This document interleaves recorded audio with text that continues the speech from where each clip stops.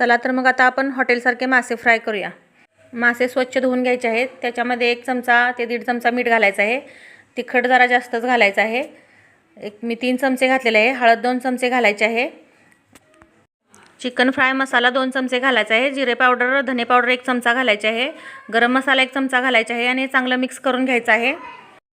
सर्व मसाला प्रत्येक पीसला चांगला चोळून हे करून ठेवायचा आहे। 10 ते 15 मिनिटं हे सगळं झाकण लावून ठेवायचं आहे। त्यानंतर आपण रवा घ्यायचा आहे। रव्यामध्ये एक पीस चांगला रवा पीसला चांगला लावायचा आहे, इकडून तिकडून आलटून पालटून, आणि तो जरासं तव्यामध्ये तेल सोडायचं आहे, थोडंसं सोडायचं आहे। त्याच्यामध्ये सगळे पीस हे रवा लावून ठेवायचे आहेत आणि मंद गॅसवर भाजायचं आहे।